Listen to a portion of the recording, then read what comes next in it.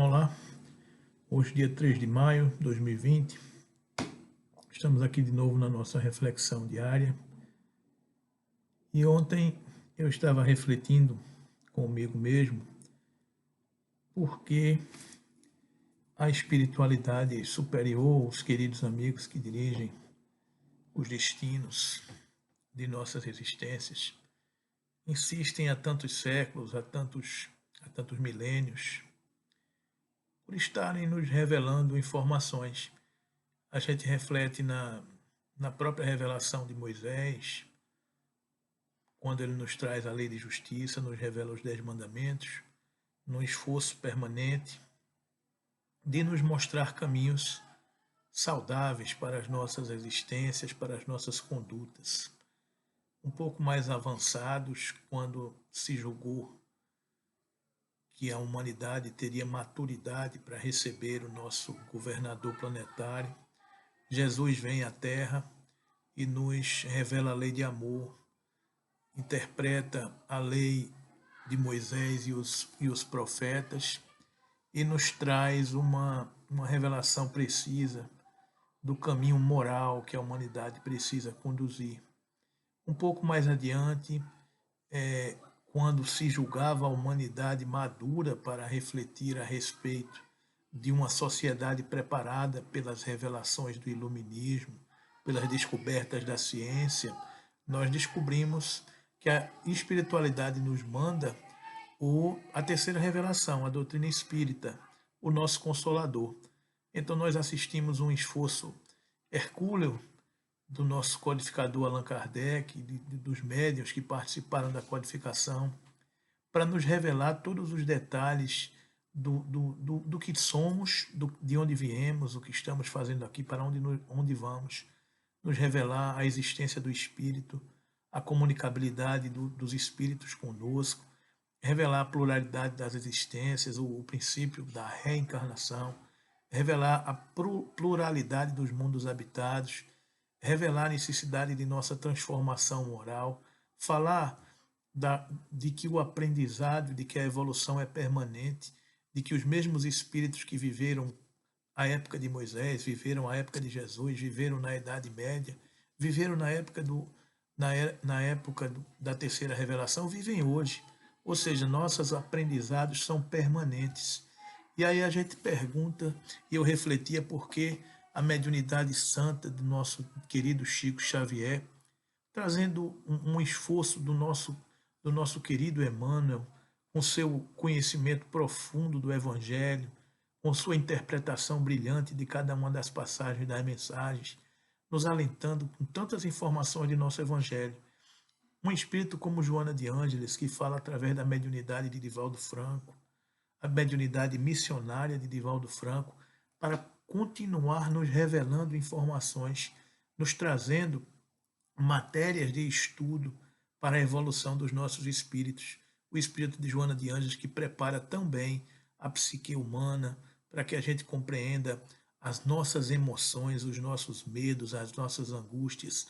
Espírito como André Luiz, que pela mediunidade de Chico Xavier nos revela de forma tão precisa e brilhante a vida no mundo espiritual, as relações do mundo espiritual com o mundo carnal, as consequências do corpo espiritual, das doenças pré-existentes na alma, o tratamento das obsessões, das relações mediúnicas, o intercâmbio entre os dois planos, ou seja, um esforço permanente de tantos espíritos que nos falam, como o Dr. Bezerra de Menezes, como Manuel Filomeno de Miranda, um pesquisador das reuniões mediúnicas, do intercâmbio mediúnico entre os dois planos, e tantos outros que falam pela mediunidade de tantos amigos que colaboram com o crescimento espiritual de todos nós.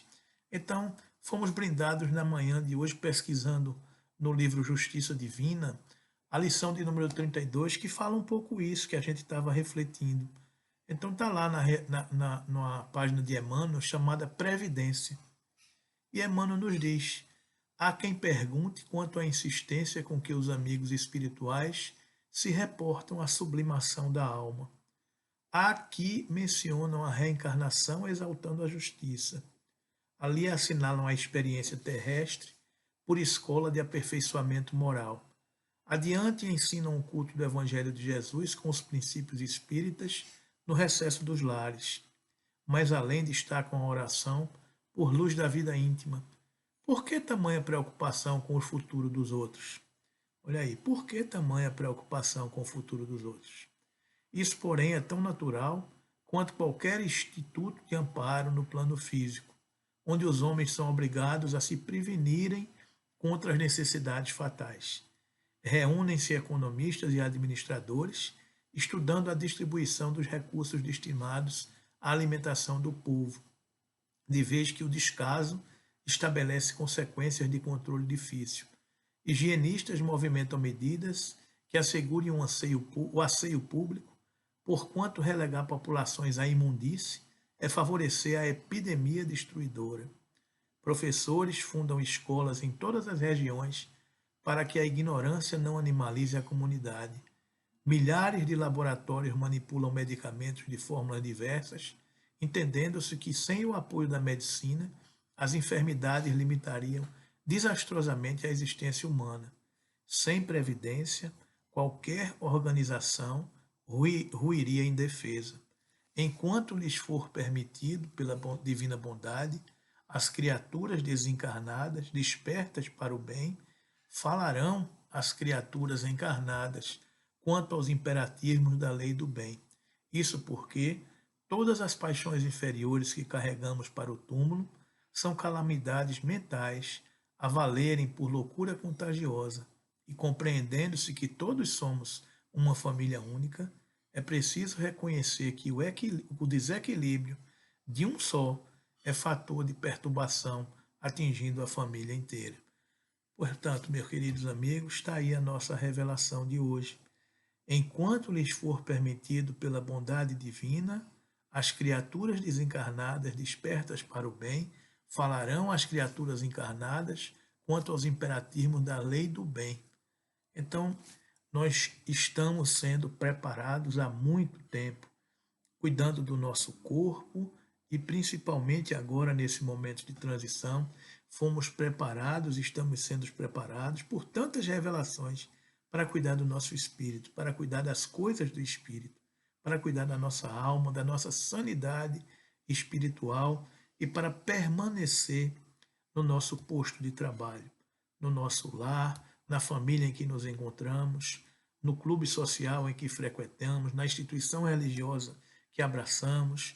Ou seja, queridos amigos, estamos exatamente onde deveríamos estar, conduzindo exatamente o rebanho que deveremos conduzir, passando exatamente pelas necessidades e pelas provas que precisávamos passar. E fomos habilitados e preparados ao longo de toda essa existência por todo esse conjunto de amigos espirituais, criaturas desencarnadas, despertas para o bem, que nos facilitam a informação destrinchada. É como eu digo, é o gabarito comentado. Nós temos todas as informações para ser felizes, nós temos todas as informações para compreendermos o que somos, o que estamos fazendo aqui e para onde vamos, e o que precisamos fazer para vencer o homem velho que ainda habita dentro de cada um de nós. Conhece-se o verdadeiro espírita pela sua transformação moral e pelos esforços que empreende para domar as suas más inclinações. Esse é o nosso desafio, vencer o homem velho que habita dentro de cada um de nós. Esse é o nosso desafio, amai-vos e instruí-vos, compreender a doutrina espírita e o esforço desses abnegados amigos que tanto querem o nosso bem, a nossa felicidade e que tanto nos prepararam para momentos graves como esse que estamos passando. Sabíamos que iríamos ser preparados para provas, para momentos decisivos em nossa encarnação. Sempre foi assim. Sempre fomos preparados para passar por uma prova, para poder dar um salto, um passo maior.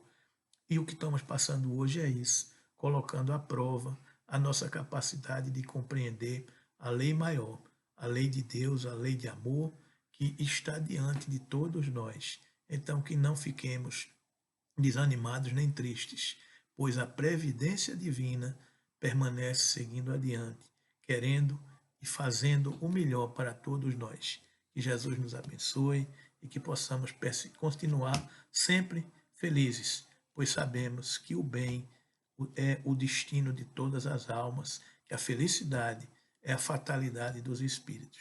Que Jesus nos abençoe hoje e sempre.